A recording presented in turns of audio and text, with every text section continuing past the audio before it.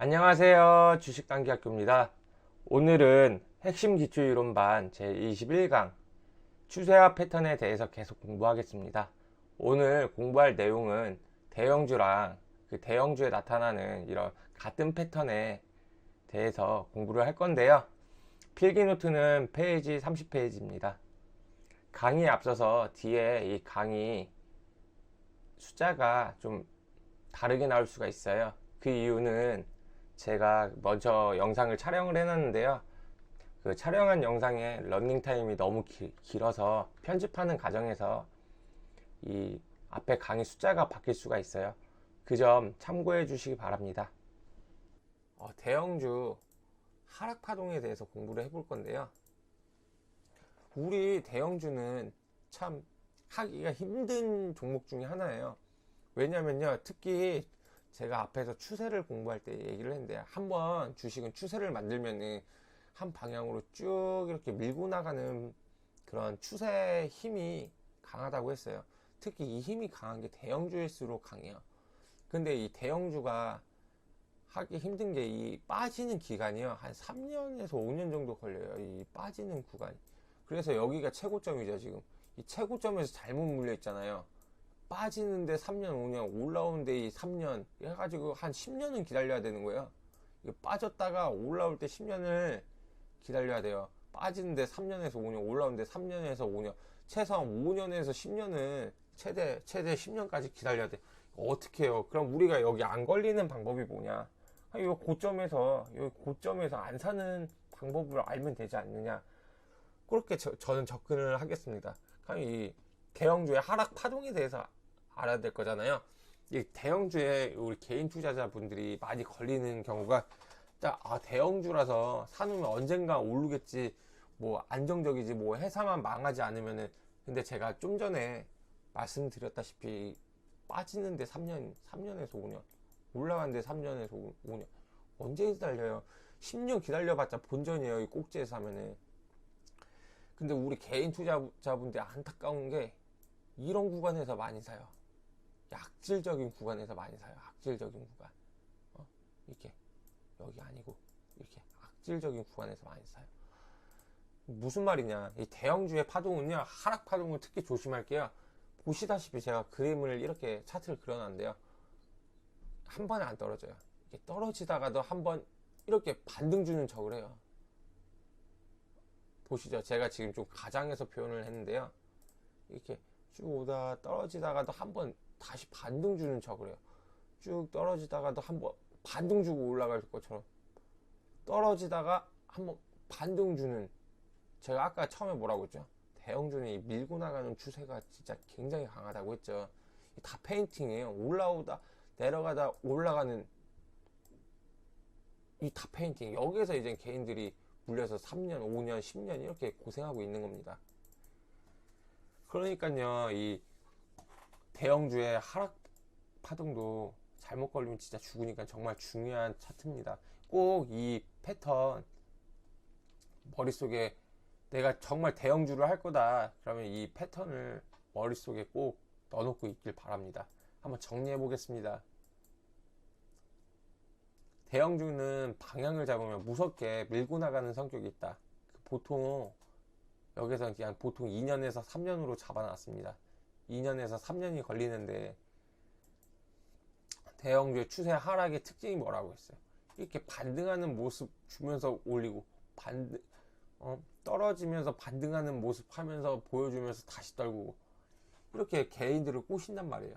그래가지고 한번 걸리면은 떨어지는 데만 여기 적게 잡아도 2, 3년인데 올라가는데 2, 3년 해봐요. 한 6년, 최소한 5년 이상은 잡혀 있는 거니까. 이렇게 대형주가 추세가 강하기 때문에 내려가다가 이렇게 올라오는 거에 속지 말라는 거예요. 꼭 올라오다가 속지 마라. 올라올 때 속지 마라. 꼭 명심해 주셨으면 좋겠습니다. 그리고 다음 패턴에는요, 컨트롤 C, 컨트롤 V 패턴인데요, 이렇게 보면은 제가 이렇게 한번 잘라볼게요. 이렇게 잘랐어요. 다시 이렇게 잘랐어요. 그럼 여기를 A라고 했을 때 이 B랑 패턴이 같아요, 달라요? 모든 사람들이 아이씨 뭐가 같아 개소리야 또 이렇게 얘기할 수 있어요. 근데 이게 굉장히 같은 패턴입니다. 다시 한번 정리해서 딱 보면요,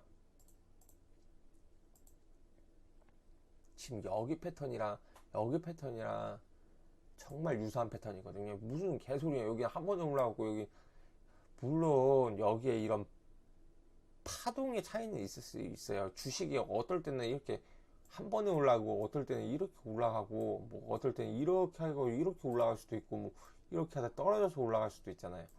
근데 이 패턴 자체가 지금 A 패턴, B 패턴이 이 정도면 비슷한 패턴이라고 이렇게 말할 수 있어요. 여기 보면은 같은 저점을 잡고 요거를 기준으로 이 고점을 향해 이렇게 올라가잖아요.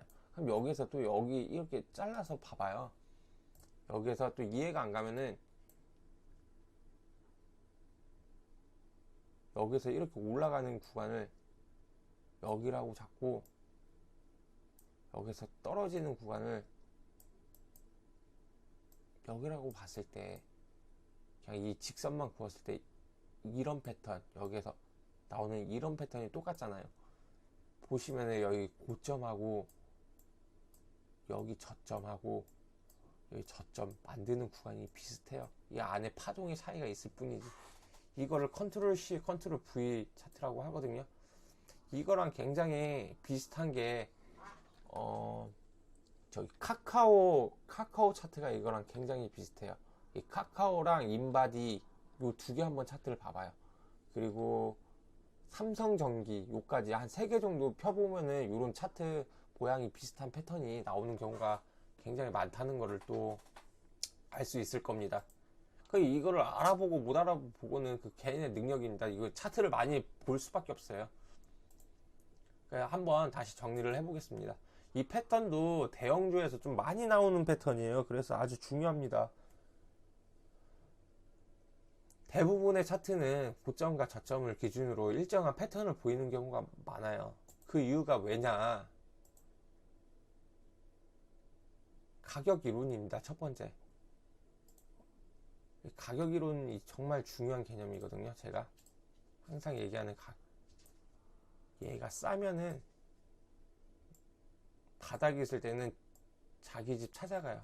그 비쌌던 가격으로. 근데 얘가 또 비싸잖아요. 그러면은 다시 자기가 낮았을 때 가격을 찾아가요. 그 언저리까지. 얘도 여기까지 올라간다는 게 아니라 요 언저리까지, 요 어딘가까지 올라가가지고 자기 집 찾아가요. 이게 가격 이론이에요. 이 가격 이론이 굉장히 중요합니다. 예를 들어서 이런 거예요. 가격 이론. 우리 집 앞에 삼성 자이 아파트가 10억이다. 근데 얘가 20억이 됐어. 언젠가는 10억이 된다는 거예요. 또 10억이 되면은 또 20억이 되고, 부자들이 아파트를 10억에 사서 20억에 팔아요. 그래가 또 이상한 소문내서 집값을 또 10억까지 떨고 다시 10억에 또 똑같은 아파트를 또 사. 다시 또 소문내서 또 좋다고 소문내서 20억 찾아가고. 요 이론이거든요. 요 이론 똑같아요. 주식도 가격 이론. 결국은 자기 집 한 번쯤은 자기 집 찾아간다. 고점에 자기 집 찾아가는, 또 저점에 있는 자기 집 찾아가는 게 가격 이론입니다. 이 이론이 되게 말 같지도 않은 소리 하는데 정말 이 이론이 많이 적용이 되는 경우가 있어요. 그리고 제가 이 패턴을 똑같이 복사한 것처럼 비슷한 패턴을 또 강조하는 게 두 번째 이유가 있거든요. 항상 얘기하는, 같은 세력이 와서 또 해먹습니다. 이거 한번 뭐 예를 들어서 안철수 테마주, 뭐 써니전자 이런 거 있잖아요. 그런 거 하는 세력들 보면 차트가 다 비슷해요. 그 뭐냐, 해먹은 새끼들이 또 이번 선거철에 해먹은 새끼들이 그 다음 선거철에 와가지고 또 해먹는 거예요. 그 또 같은 세력들이 계속 매번 해먹기 때문에 그 차트가 항상 비슷할 수밖에 없다.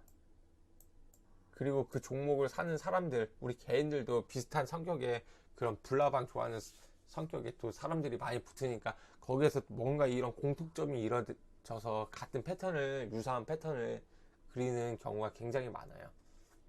이렇게 좀 알아주었으면 좋겠습니다. 특히 이런 거는, 이런 패턴들은 대형주에서 많이 일어나요.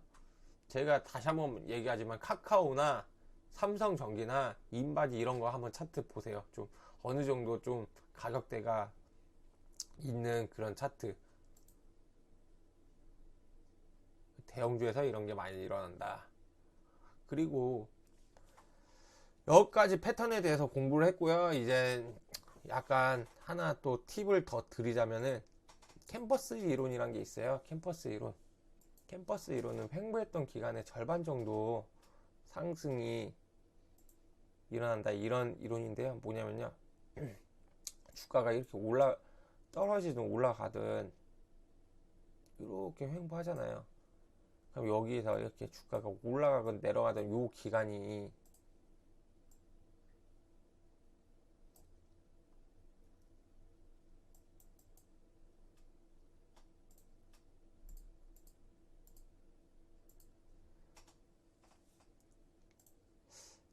다음은 캠퍼스 이론에 대해서 설명을 할 건데요. 이 캠퍼스 이론은 뭐냐,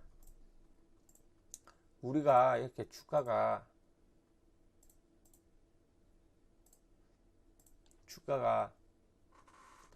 횡보를 하잖아요. 우리가 이렇게 저점에서 이렇게 주가가 올라오다가 횡보를 하잖아요. 이 횡보하던 기간이 예를 들어서 60일 정도 횡보를 했어요. 그러면 그래가지고 이게 상승이 나올 때는요, 이 상승이 나올 때는 이거의 반값 한 30일 정도 상승이 할 가능성이 크다, 이렇게 보는 이론이 캠퍼스 이론이에요. 근데 이 이론은 그렇게 정확하진 않은데요, 한번 참고해볼 만한 가치는 있어요. 왜냐면은 우리가 여기서 어디서 떨어질지 뭐 저항도 잡고 지지도 잡고 매물대도 잡고 하잖아요. 근데 이 날짜로 맞춰가지고 하는 것도 굉장히 중요해요. 다시 얘기를 드리지만 중요하진 않은데요. 한번 참고해볼 만해요. 참고해볼 만. 이게 한 60일 올라가면 30일 정도.